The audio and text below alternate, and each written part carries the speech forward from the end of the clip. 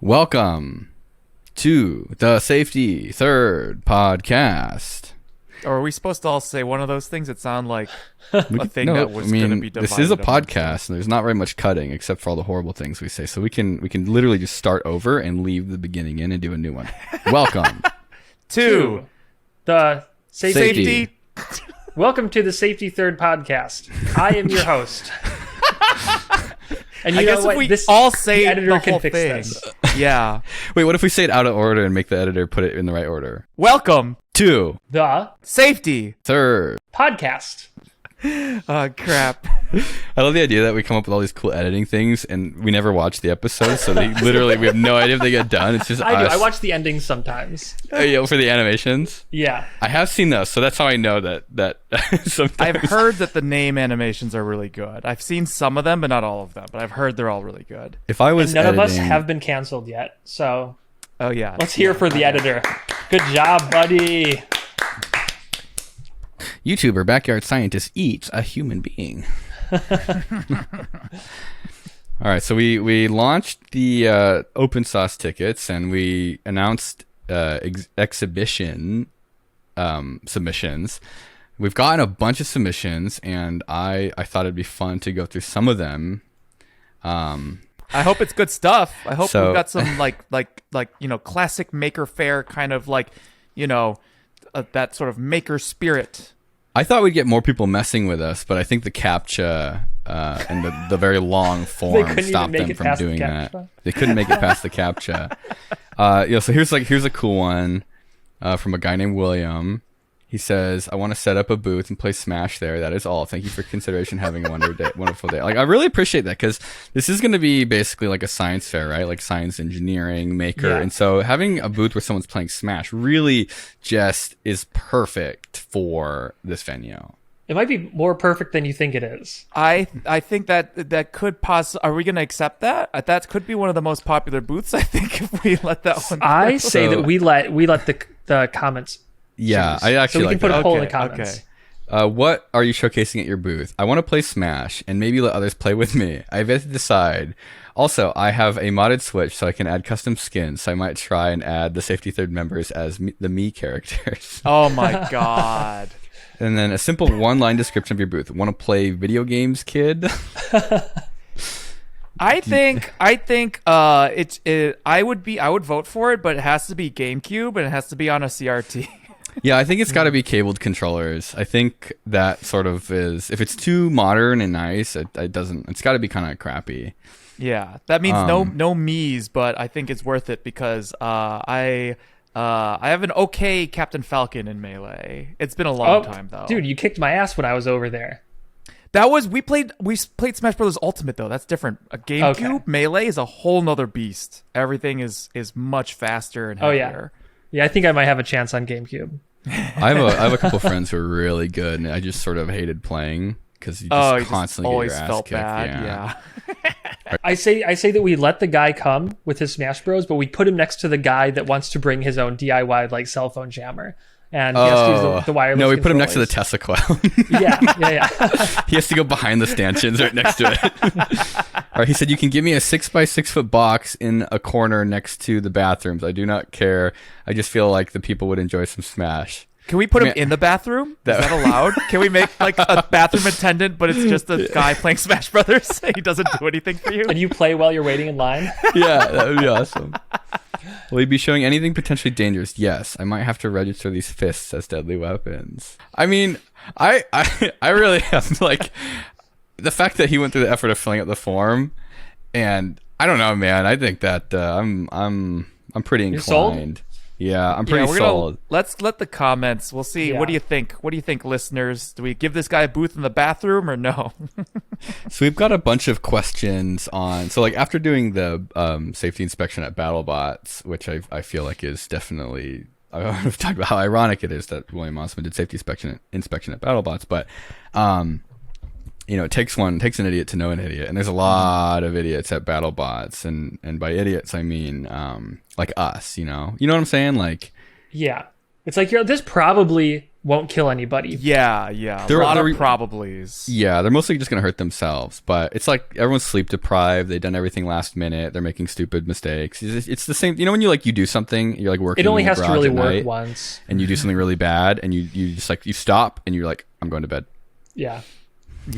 Like those kinds of moments where you almost cut your finger off. The lally one I remember, it was actually a while ago, so maybe that's a good sign that I learned to go to bed, is I had to change the kind of plug on a LiPo battery, between like an XT60 Oh no! You know LiPo exactly. grenade. I know where this is going.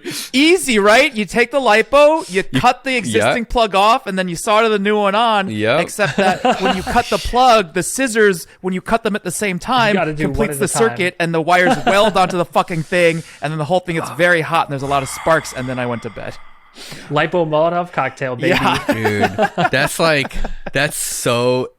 Oh yeah, I think changing LiPo terminals might be one of the worst electric. Yeah. It's not worse than high voltage, but there's a lot of crossover. It's amazing how fast that your brain can realize what happened. Like as soon as it occurs, you know exactly what you did wrong, even though you couldn't comprehend it 1 second before. You instantly realize what happened as soon as you make that first cut. Man, I have a lot of those. I have a lot of those. Dude, LiPos. And the worst thing is I can't even remember them, so I'm probably going to do it again. Because they're made out of aluminum wires and it vaporizes and you're inhaling it. When we cut the extension cord on accident for the power tool racing, even wall power has nothing on cutting LiPo leads. Like LiPo leads, it's got to be because there's no circuit thousands breaker. Of amps or 10,000 amps. It just it's like unlimited amps. It's insane. Yeah, it'll push. So there's a lot of that kind of stuff going on when people are finishing their robots for these fights. So I kind of for when you have people bringing stuff in, you got to assume that there's a lot of bad stuff. So some of the questions we came up with, we're not, I feel like we're very kind of yes oriented, I mean, everything we do is sort of we don't say no a whole lot. We just kind of do it. The problem is when you got a bunch of people in there, I feel like you got to have a general idea of what they're doing. And so we put a bunch of questions into this, exhibit form that people can fill out. It's like, what kind of batteries are you using? Will you be using lithium polymer batteries? How much power does the system use? And I'm actually really surprised because people have answered them really well. Let's find something that's gotten rejected. Do you want the first one that has said yes seriously to does your exhibit emit ionizing radiation? Yes. Ooh, yeah, okay. That sounds. That's a question. I added that one because I'm just someone's gonna do it. Someone's gonna have this idea. So almost literally all of them don't. The Super Smash one says yes. It says sometimes these hands just turn fizzle. You know what I mean? Yeah, they're going in the bathroom for sure. Is this on a spreadsheet or is it its own? It's a massive spread. Well, it's a spreadsheet, but the spreadsheet is not the main database. It's just dumping to the spreadsheet because it's easy to use. Okay, here we go. This is it's from a guy named Cade. Maybe don't read that out loud. I would be showcasing my IEC fusion reactor / Farnsworth Hirsch reactor. It would be set up to demonstrate mode, so no deuterium gas would be introduced, which allows me to run it safer. I can explain more over email or phone call, as I'm not the best at a quick burst of my thoughts. If the organizers would not want it run, I would have it set up but disconnected from any power and have video recordings of it. What is that? I don't know. And I think those are pretty the safe. thing is, I read something like this and it's either more simple than you think, or it's a crazy person, or it's gonna kill everybody. And it's real. Isn't Farnsworth the guy's name in Futurama, or was that guy named after a real guy in real life? I don't. I feel like he was probably named after a real guy. It's gotta be. Wait. Okay, damn it. So, okay, yeah, is this a real thing or not real thing? No, it's a real thing. Okay. It's kind of like a hobbyist, fuse. It's like a fuser. It actually is fusing atoms together. Okay. But you have to supply it with helium-3 or heavy or deuterium gas or something like that. I forget exactly what it is. So that's why he's mentioning deuterium. Deuterium, Is it just kind of I don't know. Is it exciting? Is it just kind of like one of those? No, things it's kind where of like a pretty blue glow inside so it of just this looks like like a, giant chamber. See, that's unfortunate glow. because it's. I feel like a lot of this stuff is like, it's kind of scary. Well, not to say scary, but like it's a lot of effort and there's a lot of cool stuff going on. But there's really like no kind of tangible output other than a blue isn't glow. blue glow like the worst one in terms of like once you see something glowing blue, you know that's like pretty radioactive, right? Like the blue glow specifically is like some neutron shit, right? So those definitely do be busting out some X-rays and I think neutron radiation. He said, so he said, does your exhibit emit ionizing radiation? Yes and no. It is capable of producing ionizing radiation, but since it is running as a demo, it doesn't produce any detectable radiation, at least with my Geiger. So if he doesn't actually draw a hard vacuum on it, it should be fine. Probably. Or runs it at lower high voltage. I feel like this is one of those things. Where if you have to ask this many questions... Let's put him on the maybe, and if there's enough room, the Smash Bros guy will come in ahead of him. But then if there's one empty spot left after that, then he'll get in. Yeah. Well, how about we have a Smash Bros match to see who gets in? That sounds like a pretty good way of deciding it. Actually, I really like that. Okay, I think that's the only one that's talked about ionizing radiation. I'm really glad I put that in there though, because I just like I had a feeling, I had a suspicion. You know how it is. People be busting. It's like, what would I do in this situation? Yeah. Bring my DIY. The DIY X-ray CT machine. scan. Yeah. Made of parts out of an X-ray machine. Yeah. Yeah. No, that's smart. Because there's like cool stuff like the cloud chambers and stuff where you don't need like an actual like real source. Like you can kind of have like, like one of those little pellets. Oh yeah, those like a casual cool. source. You put like bananas or no, I don't know, even cosmic rays and stuff like that. Somebody bring a cloud chamber. I love them. Yeah. Somebody. I used the cloud chamber as an example because I didn't just want to say like X-ray machine kind of thing. It was sort of just like if you're doing anything that sort of involves radiation, just please, just say something. Yeah. People have been really honest. So I really actually do appreciate that. I was worried that because I don't know. They've been answering the form. I feel like I'm very happy with how people have been submitting. If you have anything cool you want to submit, is there anything you guys want to see? What do I want to see? I think if I would like to see some like I don't know like cool quadcopter stuff. I don't know if that really works though for a booth because like there was this one. It was like I think it was like Japanese or something, but it was some research lab had created a dragon where each like body segment was a drone. So like the whole thing could like hover and fly, and it could like unwind and make shapes with its own body, but the whole thing was made of like drone. How many Arduinos? How many USB cables with Arduinos? The USB cables are the tendons in the dragon. Oh wait, can we have someone bring in one of those like sky drone shows? The ones that like replace fireworks. Who can bring in one of those for free? God, everyone, bring your drone. We're gonna do it ourselves. Everyone bring one drone, and we'll just assign a quadrant in the sky. We'll have a grid in the sky, and then everyone will just fly to the grid number that they're given. If you've had marching band experience, this is a plus. I think there is a rule. You can't, like at the actual venue, they're very strict about this. Like you can't fly drones there. What about it's like an indoor building? ones? And I was like, who's going to fly it indoors? And some of the planners who are on the team putting this together, who've worked at Maker Faire in the past, they said, you have no idea what people do. They will just do anything, even if it doesn't make any sense. Oh, okay. I've got an idea. Okay. You can bring a drone. Yeah. But there's also going to be a bunch of people with DIY net guns that brought them. No, you can bring your drone, but you can only fly it within the stanchioned off area of the giant Tesla coil. Oh yeah. Actually, you think have there been any booth applications for like bioengineering? I would love to see some of that stuff. Some thought emporium type of stuff, growing cell cultures and bug cyborgs and that. Is there like growing my own steak dinner? Yeah, what's the rule for living things in the venue? All right, so I just searched for cell, and this said the first thing that it found in the sheet is the butt plugs are connected to a computer or cell phone using Bluetooth. Okay, wait. What is this? Okay, now I want to know. What is this? Look, Does your exhibit contain any butt plugs? Yes or no? That is not bioengineering. That's firmly teledildonics. That's the actual word for that. Teledildonics. Together with a group of friends, we created the infamous chest cheating butt plug that sends chest moves to your asshole over Bluetooth using a binary encoding of each move. We built a web app that anyone can use in tandem with a LoveSense Hush 2 so that their chest cheating butt plug fantasy.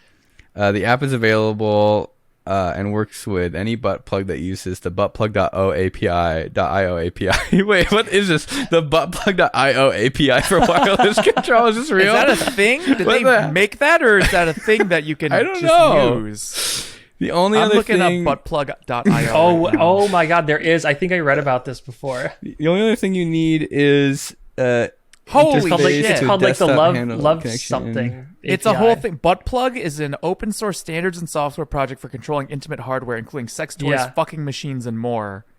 So I remember years ago, I have a friend, I don't remember which friend it was telling me about somebody he met who like was seriously invested in this kind of Support tech. coming soon for Nintendo Switch Joy-Cons Rumble only. How did they spell coming? The regular Okay. way. I respect like a that. missed That must have opportunity. taken a lot of self-control. Okay, what were we looking for? I forgot. Oh, I want to see somebody. There's like this guy on YouTube.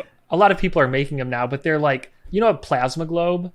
It's like the that. toroidal spinning ones? Yeah, but it's just like a donut in there instead of Yeah, like all I've the seen some of branches. those. Yeah, those I have wanna been see one coming of up. those in Those real are really life. cool. Yeah, who's making a toroidal plasma globe thing?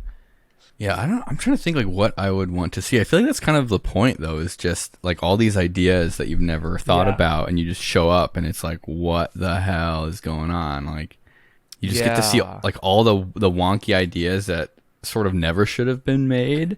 I feel like that's what, you know, for me at least, that's what Maker Faire was. Like, you know, none of it should have been done. None of it was a good idea, but that's the entire point. Is like doing the ideas that no one I thinks want are to see good. a really badass induction heater, like something Yeah. crazy. Oh, okay. Hey, we have limited electricity. A I think regular that's- ass induction heater. Isn't it like one of the like most dangerous things someone could build? No, well, it depends. Depends if they hook it up backwards or We not. want to see a levitating ball of liquid molten iron. We want one of Yeah. those that that's so powerful it just holds it there and makes it molten. Listen, they said we can't, nothing, no fire. That's what they told us. No fire in this fire. building. So we want to push this to the limit. What is fire? Yeah, how about an exhibit for what's the hottest thing I can bring in here that's not on fire? We should figure out why they don't want fire and then bring something in that does exactly what fire does without the fire. Is it the carbon monoxide? Is it the heat? Is it the smoke? Like I have a smoke generator, a carbon monoxide generator, and a really hot ball of nickel. a fire simulator, a mechanical fire simulator. The only thing it doesn't do is make more of itself. But every other aspect of it is like exactly what fire does. Would if someone put that in, would you accept that? I think I would, because I think that to me is Yeah. the system. So it's Down like with if the you go in a system. room, it's not a 10 by 10, table. It's a 10 by 10 room, and you have to go in it and you're blindfolded. And they say, are you on fire? Or is this just a simulated fire? fire Turing test. The fire marshal walks in, he immediately starts panicking, and he can't figure out why. Here's a cool one.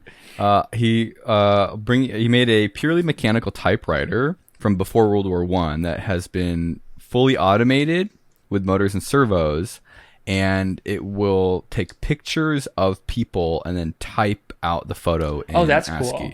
Oh, like a mechanical ASCII art generator, but it's like a picture. Like Yeah. it will take a picture A of what's in front photo of it. and then type it on an old keyboard. Oh, that's cool. pure Maker Faire. That's Yeah. like classic Maker Faire. That's pretty cool, actually. I definitely would have expected to see something like this there.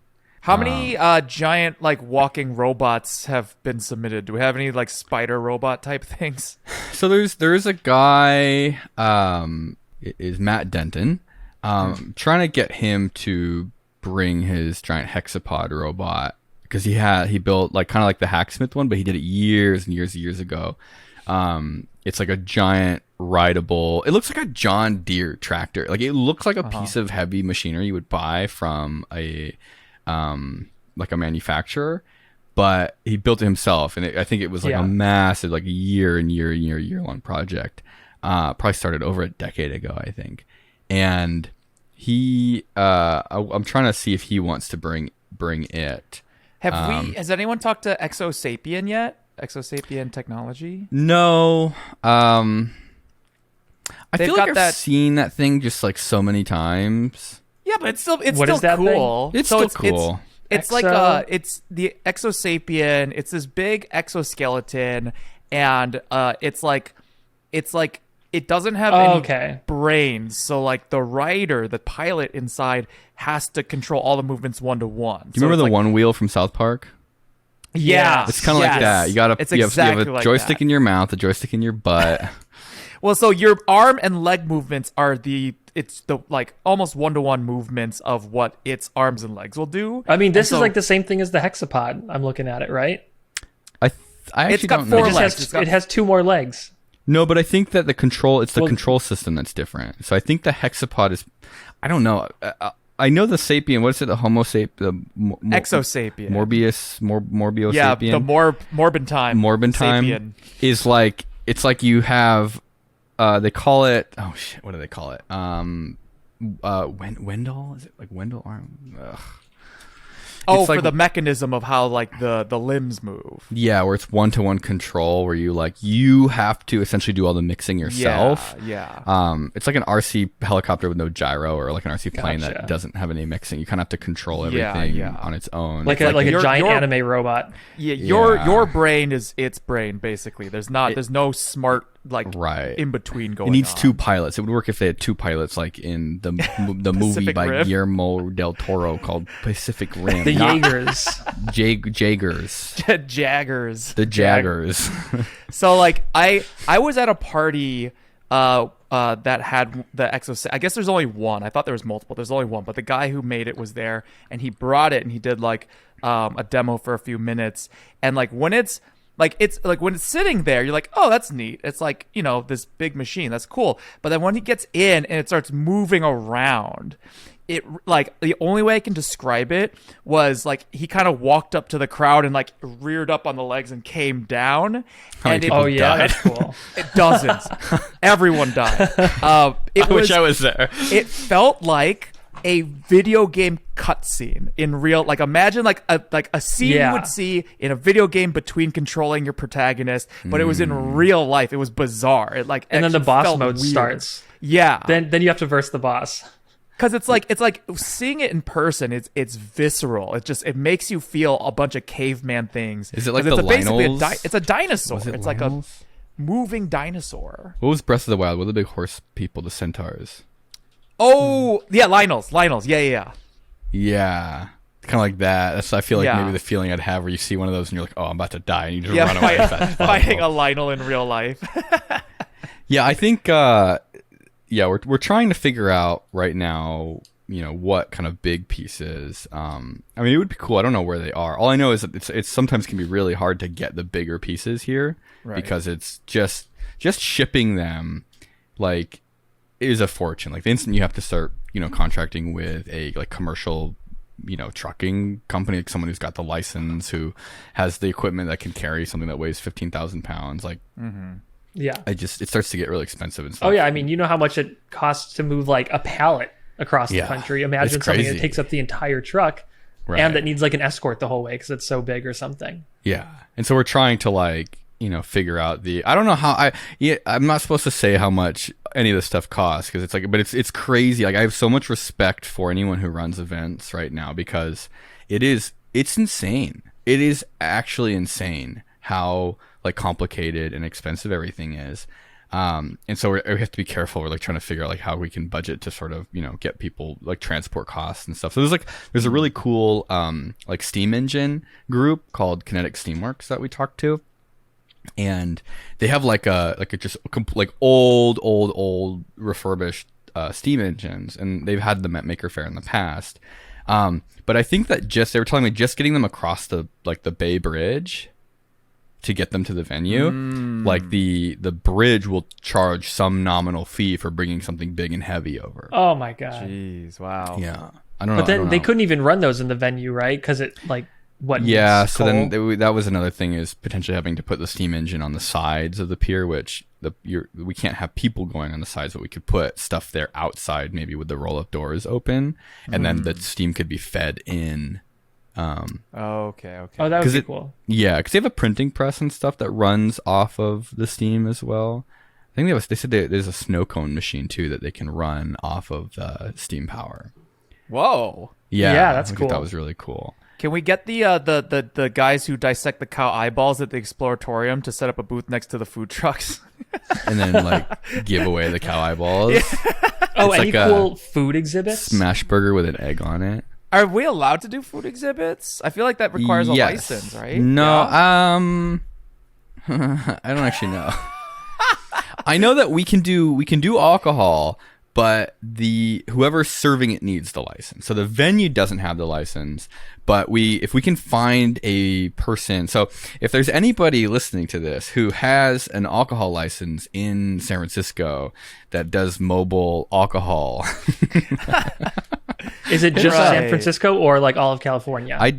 It's probably city of San Francisco. Okay. I think that makes sense, because I remember. Do you remember 2-Bit Circus? I think they're still around. Actually, are they? Wait, what is that? Sounds really familiar. What is that? 2-Bit Circus. It's in LA. It's kind of like a they call it like a virtual arcade. I think it's like the idea was it's kind of a high tech arcade. They've got VR stuff. They've got like traditional games with sort of higher tech spins on them. And one of the things they had was a robot bartender. But the problem was legally the only way, the bartender could make the drinks, but they had to have a licensed person hand it to you once it was done. So the robot could do everything, but they still had to pay someone hourly to hand the drinks to people physically, because you couldn't have the robot do that, because you couldn't. The robot can't have a license. So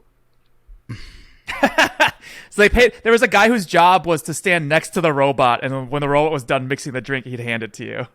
That's like the guy who's getting paid to train his replacement, almost, where it's like this guy knows that he's one line in some law a couple years from now could come at any moment away from a job.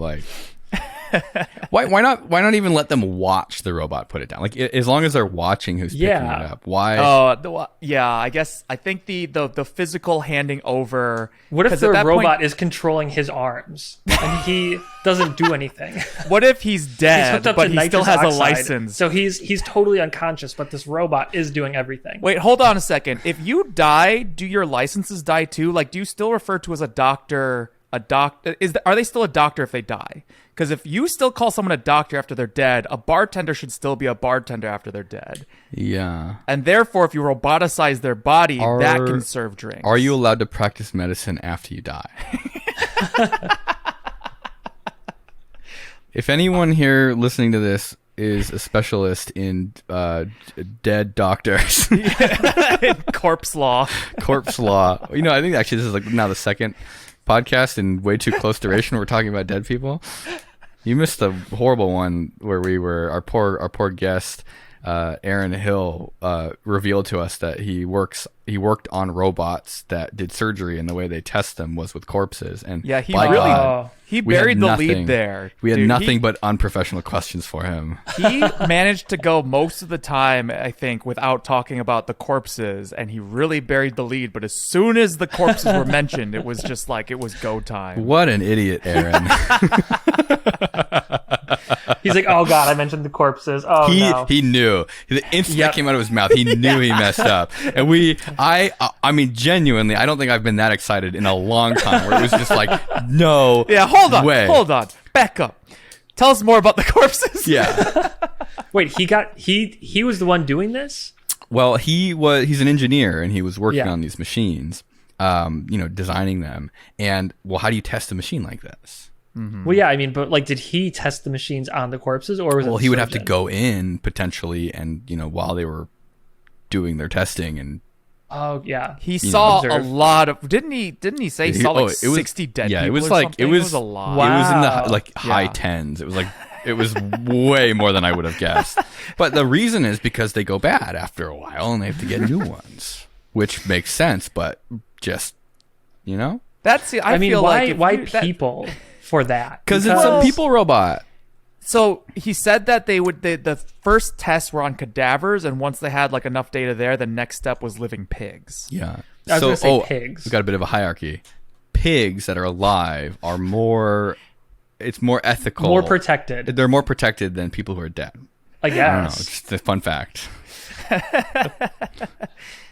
I don't know. You try stealing an alive pig or a dead body and see which one's more protected. easier. I think Oh. that I would get in less trouble for the pig. I have that feeling too. What were we talking about? Robots. cadavers. Oh, the bartending. Food licenses. Yeah. Alcohol yeah. license. Yeah. So there's actually I feel like this is the time to do it. One thing I really I love food. I know Alan loves food too. Kevin doesn't really eat a whole lot of food. That's why he's so skinny. I don't know what your good secret food. is, Kevin. You eat less and you're somehow less heavy. I don't understand how that works. Yeah, science can't explain this. Alan eats the most of anybody I know. Alan will just keep eating. It's actually I insane. love putting things inside of me. It feels so good. I can't stop. Let me tell you about buttplug.io. The sponsor of today's video. Oh my god. I would like to have food things. So there's a couple of things I've seen. We're gonna reach out to a cool robot, like a 3D printing chocolate robot that I saw recently on Twitter. Can't remember the person's name, but I think they were on a BattleBots team too, or they helped on one of the BattleBots teams. And there's a burger restaurant in San Francisco called like Create Burger or something like that. That's like robots that make hamburgers. They don't look very mobile though, so I have a feeling that it would be almost impossible to get them to set something up for 2 days. But if anyone has any ideas for like food machines or weird Ben Krasna food. has that the cookie maker, right? Like it'll make each individual cookie like exactly how you want it. So That thing's probably like gotta be taken rusted apart, in the scrapped trash for parts by now. Yeah, that was how long ago was that? Oh god, 7 years maybe. I don't know. Yeah. A long time. Yeah, I think, man, I don't know. I'm not sure how the food works as well with the without having a license. So You've got to bring enough. You can't sell it. You've got to bring enough for the whole class to eat. Yeah. Unless you're just I like a guess that normal makes food sense. vendor. Like if it's like if the booth is a machine that makes a food thing and you're just letting people try it, but you're not selling the food, that seems like it would work. How does like a Unless vending you want to machine take work? donations. I don't know. Like if you have like is it prepared food? Like is scooping ice cream and putting it in a cone preparation? You probably still need a food license to do it though. I feel like if it can be undercooked or like, harbor bacteria, that's probably where you would draw the line. So like a machine that sells that Like, like it's not delivers a- prepackaged ice cream where like it's got the vacuum that sucks it up and puts it there. Like no what's egg salad robots. Oh Jesus Christ. But if someone has any interest in building an egg salad robot and you want to I'd exhibit try it. I would try it. Eggs are, mayonnaise is made of eggs, and mayonnaise is like stable. Yeah, I don't It's know like- how or why. I don't Well, I it's don't the- it's think the I don't believe acid. it is. No, classic is it? mayo is just like vinegar or lemon Well, and oil. not once and you open egg. it. No. No, dude. No way. This is a hill that I will die on. Condiments, we baby condiments so much. They were invented in olden times to not go bad. Mayo is among them. You can leave Among a jar us. of here. I have a jar of Japanese mayonnaise sus. that has been on this counter since we were in Japan because I brought it back. We're with about to me. I'm watch gonna Alan bring it. die. We're about What to is watch that, Alan the pass Kewpie? away. I think that I went to go buy condiments- Kewpie as soon as we came back from Japan. Yeah. Yeah. I think the condiments will go bad Mayo is slower. big in Japan, and like there are women in Japan who will keep a little thing of mayo in their purses. This is from when we were in Japan. Look, it's almost gone. Okay, It's almost so empty. I want to make one observation. It looks fine. That You're thing right. is I'll vacuum give you this. sealed. That thing, it collapses and it lets less air in. there's still that's not No, on yeah, purpose. I don't but think that's on purpose here. I'm going to open it right now. I bet you that has a actual. Oh my god! I'm getting air into it. I'm making it inflated again. Blow into it. There we go. There we Wow. go. Blow in- I think blow if I into blow into it, that's just going to Fart introduce all into it. kinds of shit. But Not all right, even here, fully reinflated jar Okay. of Japanese mayo, and this is going to last forever. You know what? Leave it there, and we'll see it get bigger and bigger and bigger every week. No, it is shelf stable. 'Cause Alan it's Pan's got 10,000 year mayo. The pH of this will not allow, and I think unless you've introduced extraordinary circumstances, it's not going to go bad. Have you tried saying mean things to it? No, that would do it though. That would make it turn brown and wither, Yeah. just like the King of Random taught Have us you so tried long cursing ago. at it? Nice video. Have you taken the Lord's name in vain around it? I will never get over the rice video. What's the meanest thing you can say to this bottle of mayonnaise right now, guys? Call it a I'm cracker. gonna share the headphones with it so it can hear you guys. You are the most rotten, disgusting Yeah. white substance that I've ever put in my body. What do you got, Kevin? I don't know. You would have been an ugly chicken. And you're ugly. And you're Oh! All right, now we're gonna see if it goes bad. It could either be from the insults or the air, though. I think the air definitely doesn't help. It definitely is going to oxidize something, but I still think that will maybe cause it to go rancid, but it's not going to go bad, if that makes sense. Kind of a little funky. Yeah, but it's not going to Fermenting. yeah, I think it'll still be like edible. It just might not taste good, Hmm. but it won't. I don't think it'll make you sick Right. to a certain extent. I am such a big baby when it comes to like food safety. You know, I've had one bad experience when I was like 12 years old, and now With like what? I was in the Bahamas. You know that resort, the Atlantis Were you resort? near the Bermuda Triangle? I think no. Where's the Bahamas? I don't know. I That actually yes, have no idea. I think Where? so. And I think we like took a cruise there. We stopped there for the night, and I had some hamburger in the morning, and it was like pink, I guess. But our entire family got like mega food poisoning. Well, that's different. That you could No, definitely get that I like wouldn't lives keep a in my hamburger. head to this day. It's been like 15 years, and I still think about it every time I eat a burger. Actually, do you remember the chicken wings that we tried in Japan? The shelf-stable chicken wings? Oh, yeah. Those were not bad. Those were pretty good. Because I was about to say, like, well, that's a burger. And like I all the wouldn't keep a freeze-dried burger. fish. I wouldn't keep Like- a chunk of Yeah, meat. but in then, them. yeah, but Oh, then what I was about like, the wait a pizza? second, they totally did that. You remember the shelf-stable pizza? Which one was that? Oh no, the corn. The remember the Oh, the hot dog with cornbread corn thing. and mayonnaise. That one was no, bad there for wasn't a different hot dog, reasons. was It it? just had a weird flavor. It just tasted weird. Yeah. It was they really like mayonnaise over there, which I appreciate. Wow, but sometimes mayonnaise it can and be a little corn. much. Yeah. I think in theory that could work, but you might have to build up you might have to develop a taste for it.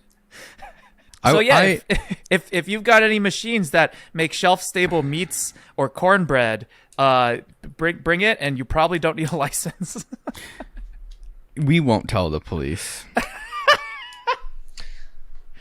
What about How many any? police do you think listen to this podcast? There's a absolute chance that There's got to be actual at least police all that the listen to police. this. I bet you all the police, Yeah, fuck, and they're yeah. keeping notes. I actually My bet you it's FBI worse than agent is police. It's the definitely watching FBI. right now. he's watching through the window right now. Oh God! Leave a comment if you work for the FBI and you listen to this. They let us off the hook more than they should because they don't want the podcast to end.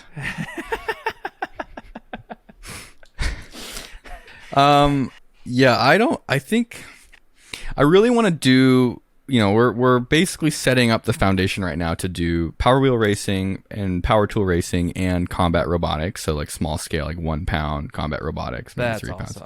awesome. There's been some people asking if there will be combat robotics, and I want to say yes, most likely there will be combat robotics.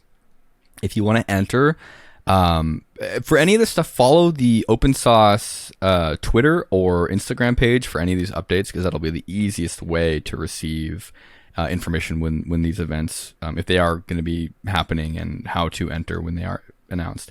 We need to figure out how everything's going to be laid out, though. So the power wheel racing, the only problem with that is it's going to consume quite a bit of space. The power tool racing is going to be pretty lean because we just need to find a wall, and then we're going to do like a plexi wall to act as a barrier. Don't need that much space for it. Could you have that all in the same area, but it just kind of like rotates? Yeah, potentially. The power wheel racing though requires a bit of setup because you've got the track, right? And so we're trying to figure out now, like, can we go outside of the building? Like, can we go along the outside of the pier, which you're not supposed to have attendees on, but you can have like generators. Generators or the food trucks or stuff. So we might be able to get like a course that's not publicly accessible. We had there's an FRC, the first FRC, it's FRC, right? The first robotics club. Yeah, first robotics club. They asked about setting up, but I think the information they gave us is another exhibit was like very large field, and it's like I don't think we can do that. There's a part of the exhibit or part of the venue in the back that's really big. First robotics competition. Oh yeah. Competition. We're trying to see if we can get access to use the back portion of the pier, which is for like their kind of industrial area where they load the cruise ships. Yeah, I saw that. There's a lot more space back there. There's a lot more space that we can use for storage, but it can't be used for the venue. But we're trying to see if we can maybe use it for like the track or the power tool racing, or if we can put like a stage, like the sort of ass end of a stage into it. Because we're going to do 2 stages for panels and talks and stuff like that. So, yeah, we're trying to figure that out. So if you have any interest in those things, go follow the Twitter account or the Instagram account, and we'll post updates for when that is announced. And I think those are the interactive ones we're going to put together. What about like for like booths? Booths, from people signing up. Anything cool like that? Okay, let's see. There's the Smash Brothers booth where you'll be That's able to play interactive. Smash Brothers. The Smash Brothers bathroom booth. Yeah. Because I heard somebody say, "Oh, this is cool. It sounds like it's going to be an adult like science fair, science museum." Yeah, I'm like, that's pretty cool. Like, science museums are cool because you can go around and touch everything.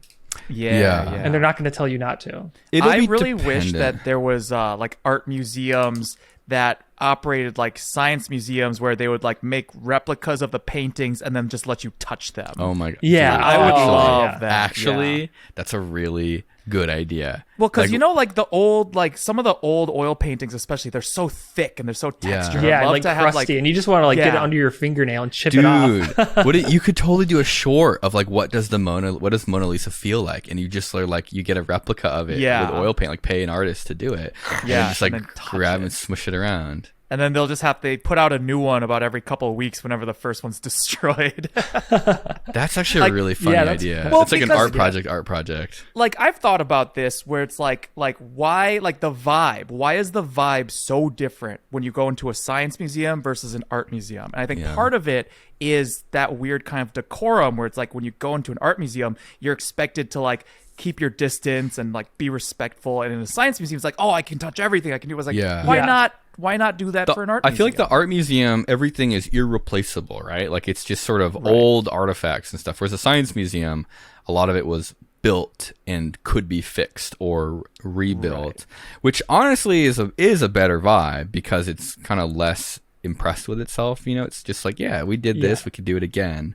Where art is kind of, I don't discredit art at all, but it's just kind of more hoity-toity of like, oh, it's very special. Yeah, but I mean, that's why it's like you have the original piece and you have it behind a glass case for protesters or whatever, but then right next to it you have like the artist recreation, like with the team of artists in-house, and you can just go hog wild on it. Dude, if you had somebody painting the Mona Lisa every day, they'd get really fast and good at it, I bet. Have you heard of the paint shops, like the Chinese paint shops where they recreate paintings, and so you can buy like oil paintings. They just do the same thing over and over again. Is it like an assembly line, or is it like they each do one? I don't know. See, like paint. Like I never thought about that, but that makes sense that there would be like a place that does that. That's cool. That's pretty cool. Yeah, that does make sense because like I've seen in department stores like something that was obviously handmade to some extent, like a painting. It's like maybe it's mostly a print, but then they kind of do put some like texture on it. So here's a BBC article or video from 7 years ago called "China's Giant Oil Painting Copy Shop." So how much would it cost to get like a texture accurate recreation of the Mona Lisa so that we could touch it? with all like the arsenic pigments and everything like that too. So we could eat it. I think. What does the Mona Lisa taste like? I think that you could do this within the budget of making a piece of content. Like, I don't think it would be crazy expensive. Like what? Like $1,000? I have no idea. Maybe not a short. If it was $1,000, that could definitely be like a second channel thing. What does the Mona Lisa taste like? I'm sure there's like an art student that would do that. My God. Yeah, I didn't want to say anything. We'll let the comments roast you. All right, so there's if whoever out there is really good at oil painting, put in and also doesn't value their time at all. Yeah, put in an application for a booth where you recreate Starry Night and Mona Lisa and all the other famous paintings, and you let people lick them. You don't need a master's degree. You don't need any experience. You just need to not value your time at all. It's the only job requirement.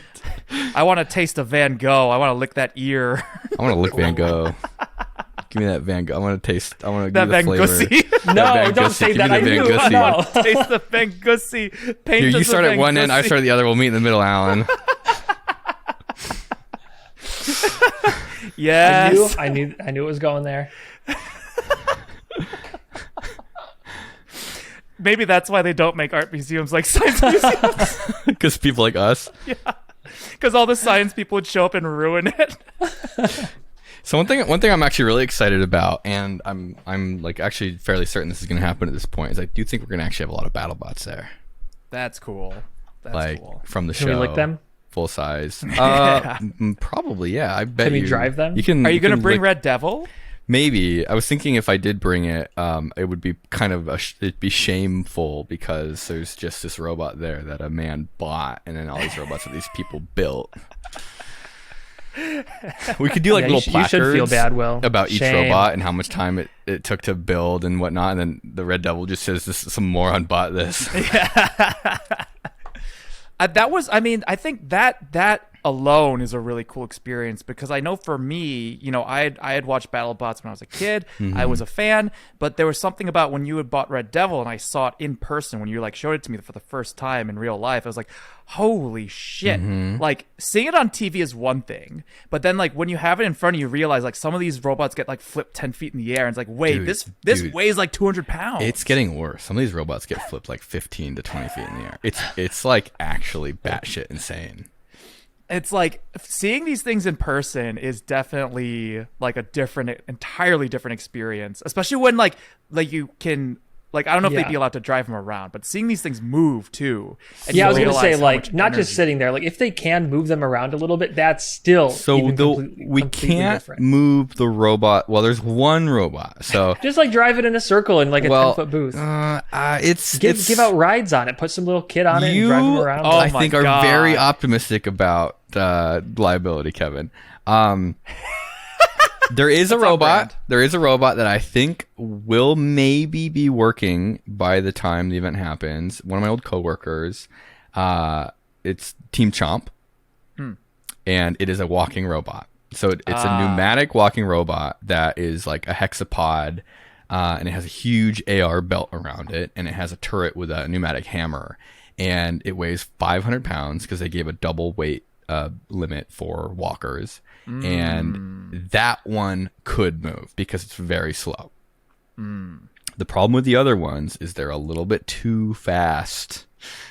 Yeah, that's the cool part about it. Like when you showed me how the fast terrifying your part. thing moves. So I asked. So we talked to the BattleBot show creators, and they are. One of the questions I asked was for them to bring one of the test boxes. So these are the smaller boxes that are like, I think, a quarter of the size of the arena, or maybe a fifth, that they do all the testing in, because it's smaller. It's got the same glass and everything. It'll contain everything, and they can't bring a test box. It's too much to bring. They're already set up for their Vegas show that they're doing right now. If we had a test box, we could do it. The thing is, like, they are scary. Mm-hmm. Yeah, they're They're really powerful. They're really scary. And it just, like, unless you have a really good containment system, having it around this many people is What about just like a wooden, like, an 8x8 arena, but it just has like, you know, a foot high of 4x4 beams, and they're like tied together. So that's like a foot high of wood, 4-inch thick. You know, and then you can just drive it in a circle. You'd have to, like, I'm not saying let the people drive it in a circle, but if you they did could like drive it in a circle, like maybe like flip I-beam. some tennis balls 100 feet up into the air or something. Yeah. I don't know. I feel. Have you? We should go. We should go when we have an open invitation to go to the live show. You were the in safety Vegas. officer. Well, that's okay? what I'm saying. I can't. I'm not going to say anything right now, but I've seen things. Like, I know it's probably not a good idea. You know, That's a war veteran trauma shit. You're gonna have a flashback. okay, I'll tell you this: the 2.4 gigahertz radios stopped a lot of the things that happened in the old days too that I didn't see with crystals. You know, even a radio like an airfield where they have the flags where you used to put your crystal frequency on so that nobody else would take your frequency. Oh god, I didn't really? even realize Like- that was a thing. like Have you for seen that? model planes? They used to That have it makes at Balboa Park. I don't know if it's still there, but yeah, there's a like a flag thing that you put a stake or a flag in your frequency, and that lets everybody know that you're using that frequency, and so they can't, when they go to put their someone else has this, and they use one of their other crystals, because it turns out that they all will listen to each other. Yeah. And so if you've got Oh yeah, somebody that's right. doing It used something, to actually be like a module that you would take out. Yep. and so now you don't have to worry about that because the 2.4 gigahertz are like all digital and smarter than the dumb other old radios. Yeah, but So you this don't is have going to any- be like a maker hacker event, so maybe it should be hardwired. It's in that case. and you're also going to have a venue that has thousands of people in it. And what's the only frequency everybody knows how to use? Yep. Have we ever talked about the history of 2.4 gigahertz? I don't recall. I don't remember. No, I don't us think ever so. talking about that. So why? What is because 2.4 any of the frequency bands are doled out by the FCC, FCC. right? Of The FCC what's allowed in them. does not let you use. The FCC won't let me be. They will not let you be. They will not let you use whatever frequency you want if you want to transmit radio waves, You're stuck except for 2.4 gigahertz. in like 800 something megahertz and then 1200 or 120 megahertz. So the reason that it's 2.4 gigahertz, and I'm fairly confident, is because of microwaves.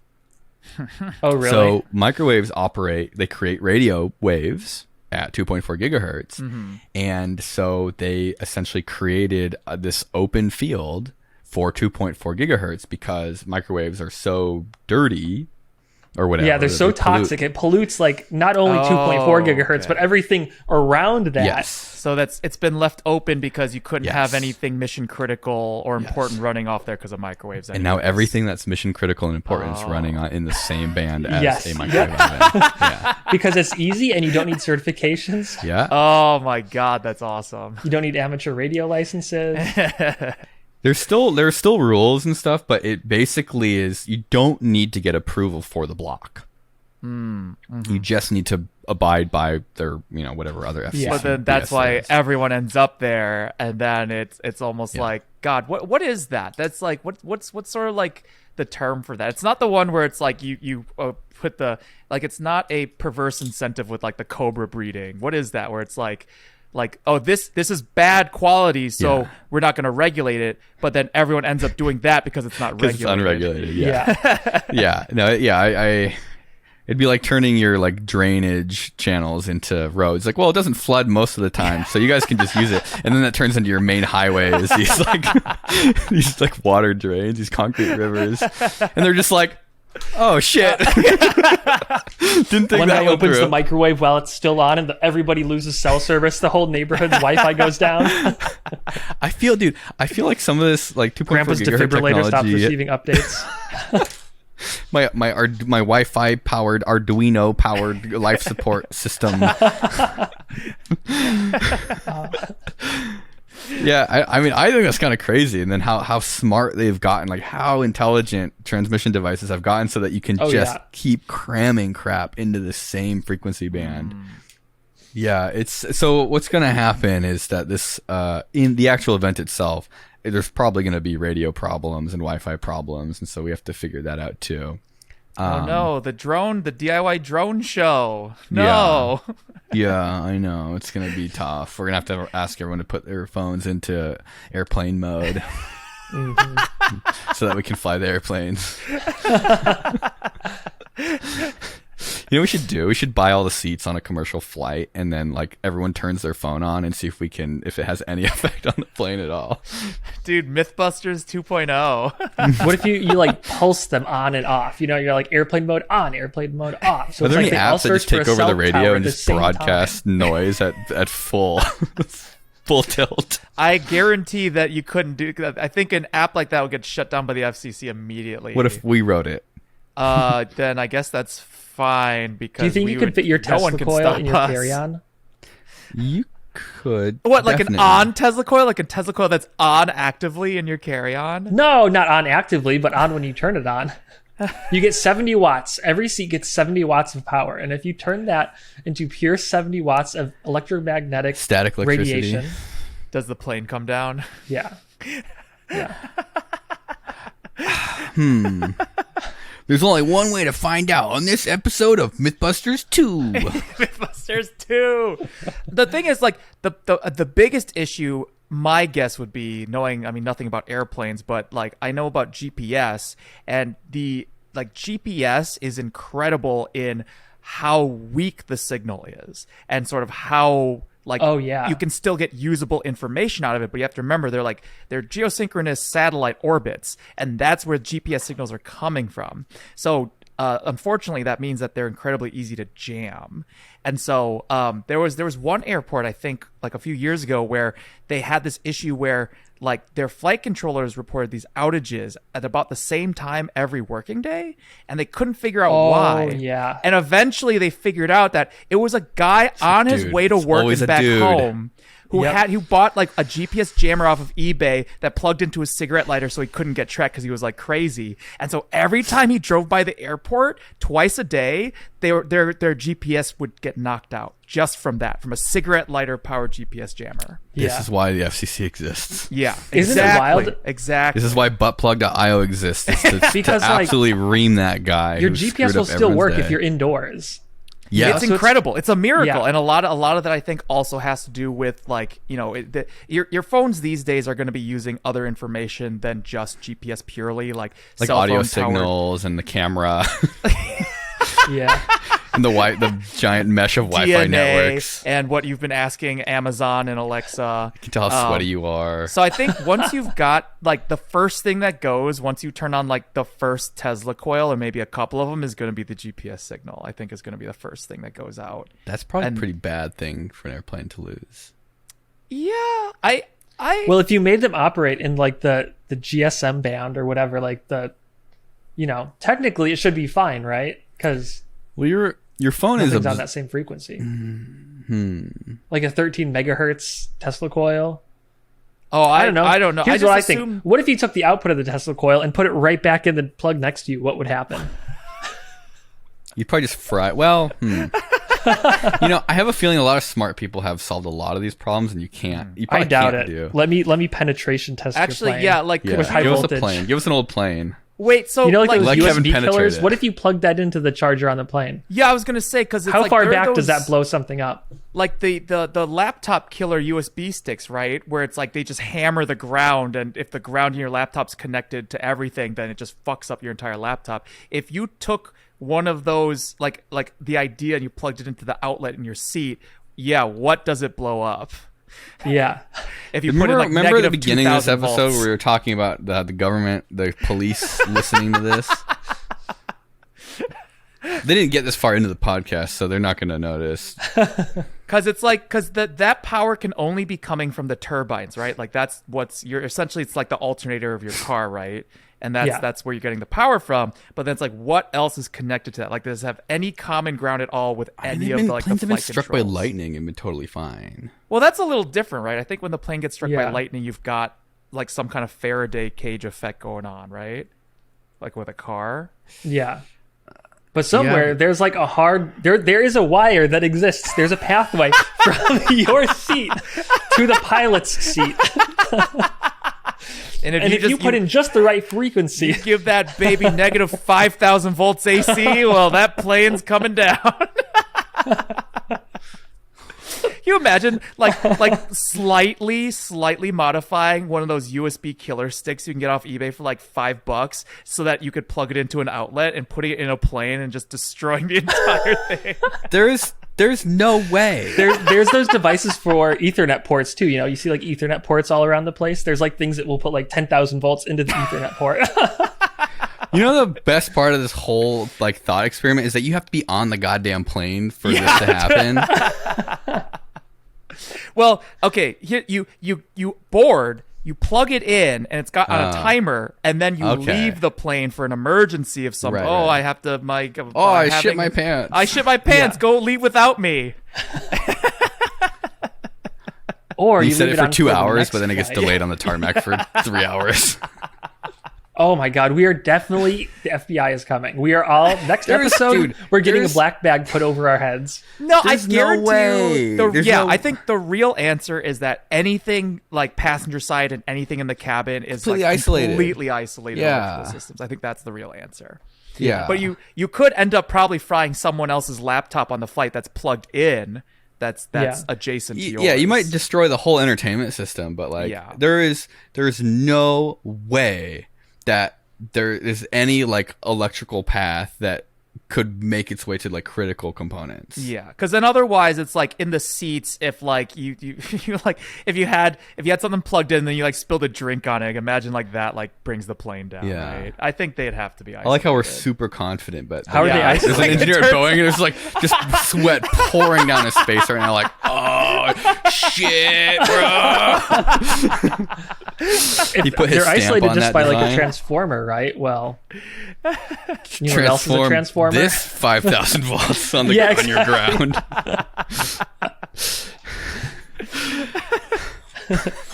Interesting. Anyways, if any airlines are listening to this and they have a plane they don't want anymore, if it does work, we won't publish our findings, and we'll delete this episode. Yeah, but you realize that anyone listening to this episode will then know exactly what it means when this episode gets deleted. Like that's as much of a signal as. Oh, you're right. It's like the canary. Yeah.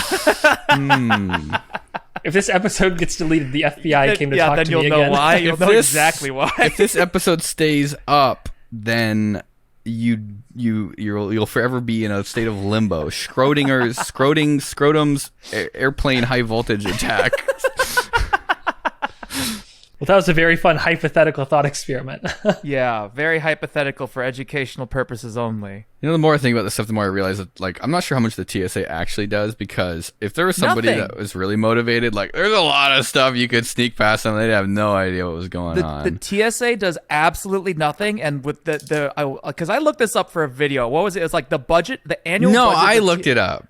Yeah. Well, because I had a video about it, and so then you looked it up and told me. No, I mean, I did tell you. It was my theoretical. I did too. I definitely looked all this stuff up, remember, and I have a good alibi. Would you rather have a fund for like $7 billion a year if people died in planes? You just give that money to those people? No, but so mine's a little different. It's how many times could you rebuild the World Trade Center for the TSA's budget? It was, and it's like twice. Like every year, you could build 2 World Trade Centers. Yeah, they cost like $3 billion, and they spend like $7 or $8 billion a year. Yeah. What? And the line still takes 40 minutes. We could have so many towers by now. Yeah, we could like forget twin towers. We could have like octogenetic towers now.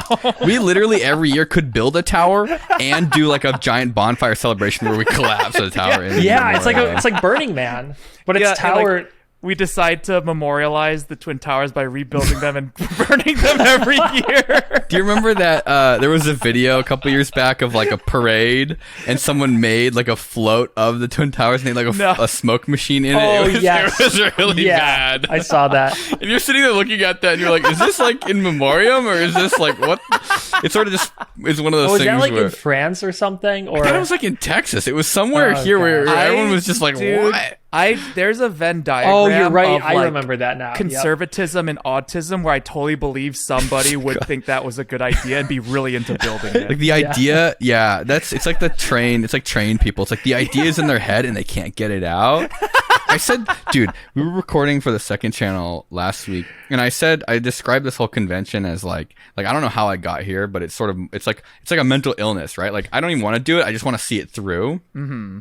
And then we got back, and Hannah, who is running Cat Warehouse, we're working on this big like desk mat cover, like like the decorative mouse pads, like the full desk size ones, and like that. And the art, which was just sketched out, I was like, I kind of like it just as like a sketch, like it looks better sketched out than fully fleshing it out. And she's like, I just want to see it. I just want to see it through. And I was like, oh my God. It's a mental illness. It's not about actually accomplishing anything. You just get an idea and you want to see it brought to life. I'm just as offended by this parade float as you all are, but I had to. It's like, if I didn't get it out of my head. I feel like it'll be better once I complete it. I feel like it'll be better. Just wait till it's done. What if I made smoke come out of it? Do you guys go through that every time you make a video too? You're like, listen, trust me, in the end, it's going to be worth it. It's like the sunk cost fallacy for the entire video. Yeah. Yeah, I think that was my last video a little bit, for sure. Because I just, the jump boot thing was like, I just wanted to make jump boots. And at a certain point, I was like, this might not actually be a good video idea. Yeah. I don't care. I'm just going to make the boots. Yeah. I mean, because now, guess what? I've got the boots. Like, video did it's whatever. Like Arby's. They've got the meats. Alan's got the boots. I've got the boots. I smell a collab in the making. What do you think about cotton candy gun? That's what I'm working on. I think it's a great idea. Yeah? Cotton candy gun? Not as good as regular gun, but it is a really good idea. So it's like a gun that just shoots a stream of cotton candy. Oh, sure, yeah. Do you Call think it the cool? blast and rope? Hey, that could be a Maker Faire thing. Or, open source. But how much money did we save by not using the word Maker Faire in the title? Because it's definitely something. Are we including lawyer fees and trademark infringements? God, lawyer fees. Well, because they license it out, don't they? Like if They you do have a license Maker it Faire, out, you yeah. have to pay them money to have the word Maker Faire. Yes, that's the only reason any of them still exist, is that they are kind of like little franchises almost. Mm-hmm. They're not run by the official organization. I don't really know. Nobody knows what they're actually really doing. But yeah, if you guys, this is the first time you've heard about the event. We're doing an event in July 15th and 16th. It's called Open Sauce. You can go to the website right now, opensauce.live. There will be a description link, and tickets are on sale. I think we still have early bird tickets. We made a bunch of early bird tickets. So we've got general admission early birds, and then we've got a premium ticket. You get more access. We'll do some like kind of creator roundtables, and you can pick which creator you want, and you get to talk to them for like an hour with a small group of people. Something that we did at VidCon that was always fun. And then there's a VIP pass, which gets you into the private party Friday night. So Friday night is a preview night for the creators, because it's going to be pretty crazy weekend of, and I think that it would, we're going to do something that lets us kind of see the venue. Yeah. Without the chaos, and we're doing a private party as well, and the VIP ticket gets you into that. It's pretty expensive, but you're really helping to support this whole event and make it happen, because yeah, it's we're budgeting, and even all the tickets, if we sell all the tickets, this still doesn't pay for the event. So it's a combination of tickets plus sponsors. So if you're interested in something more in-depth and cool, it'll be probably, I don't know, I would say a once-in-a-lifetime experience. I would, because you're going to be broke after this. You can't do it again. Oh, yeah. Broke or dead. Yeah, either way, it's once. Well, the credit card has smoke coming out of it right now. It's the most money I've ever spent on a credit card. There's a bug. I've been looking at it for the... So yeah, check out opensauce.live if there's something you want to exhibit. If you've got something cool, if you've got any ideas. If you have something interactive, if you have a fuser, I want to touch it. If you have... Yeah. Anything high voltage, Kevin loves to touch high voltage. Yeah, if you've got a Van Gussie, I want to lick it. You got a Van Gussie, Alan's going to eat it. He's going to Van Gobble it. He's going to Van Gobble your Van Gussie. Your Van Gremlin. On the website, opensauce.live, there's the exhibition forum. If you have a company or business and you want to have an expo booth to show off your product or whatnot, we have paid expo booths as well. If you are a individual or open source project, or just like kind of casual maker, those booths are free, but you have to apply. We have to go through them. We approve you, completely free. Yeah, you get tickets to the event included as well for whoever is running your booth within reason. So yeah, do that. Let us know if you have any ideas or whatever. And actually, we're looking for anyone who's sort of in the PCB and board assembly world who works for a company that would be interested in sponsoring something. We're going to do a PCB badge. I don't want to give too many details out because it's going to be a very cool project. But we're looking for sponsors to help cover the cost of the PCB badge for the event. So all the branding of the sponsors will be on the front of the badge. Every single attendee will have one. If none of this pans out, you're just going to get a general QR code in your email for your ticket. And so we're trying to make it more exciting than a QR code. Everyone we've been talking to is like, you should just do the QR code. The badge is going to be too complicated. And we're like, oh no. Well, also, look, while we've been talking, the mayonnaise settled to the bottom because of all the room. It's kind of crazy. It looks like it's gotten a little puffier, Alan. Yeah, it no, does. it's no. Is that a naked baby? Wait, what the hell's on the cover? What's the art? It's Kewpie. Kewpie Mayo. Yeah. He's got right on the crotch. There's a little white. Oh spot, yeah, look at that. And it is a naked baby. It's a naked baby with a blotch of white. That's horrific. Could you? Do we Shake it up a blur little that, bit or I think we have to blur that. Yeah. I think blurring it is a worse implication than not blurring it. I think blurring it means it made you feel something. All right, we're gonna record an extra too. You have time, Kevin? Yeah, I've got time. Yeah, all right, so thank you to everybody on Patreon. Look at this, all the exciting ads at the end. You know what? We're not even bad. Chelsea tells me about the podcast she listens to that'll have like 6 minutes of ads. When we get there, then you guys can complain. Yeah. If you want to support us on Patreon, it's the only thing that lets this podcast run because the ads don't pay for any of this. I'm gonna grab a name here. I'm gonna put it in the jar of mayonnaise and let that ripen. Yeah, I'm gonna let this one ripen. It'll stay perfectly fresh because mayonnaise is indestructible. It's pretty acidic. Yeah, I like mayo. I like mayo in the right quantity. Too much mayo is Here, I'm gonna get a name. Among Us. And I'm gonna drop it in my Among Us coin bank. Among Us. Right there. No, this is the Among Us. Oh yeah. Oh boy.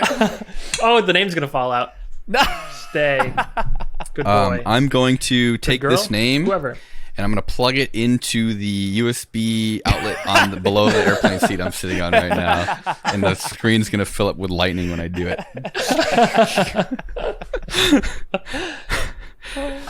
If you want to support us on Patreon, you get access to the Discord server where you can ask us questions. We do a lot of Q&A where you guys ask really good questions. They're always really good. And we send Polaroids out every few months too for the top tier. And if what else do you get? You get the extras. You get access to the long version of the Mine video. Yeah, you get early access to the specials. You get the long version of the specials, like the Mine video. I think it's like 45 minutes long or maybe longer. We just posted the 15-minute version. So if you want the full-length one, that's on Patreon as well. And you also get. Did you say you get money off of merch? Yes. I didn't say that. Yeah. You get 15% off. I think. I don't know. I think. Yeah. Why don't you try it, buy some stuff, and let us know what your discount is. I think we do 15%. And you get early access. So last time we did the shirts, they sold out pretty quickly. So we're going to do more. I think they might be on the website now if you want to buy merch. Safety third. Let me double check the URL. Safety third. Let us know how much you've saved in the comments. Safetythird.shop. We got the Dumpster Fire t-shirt, the Epic sticker pack with my favorite open hull sticker. We got a really cool pin and the Mr. Hamburger tee, which was made... it was drawn in Japan and then took many months to make into an actual t-shirt. But thank you guys for supporting the podcast, and we will see all the Patreon supporters over on Patreon for the extra that we record. See you gamers. Right now. Right now. Here it comes. Stop recording.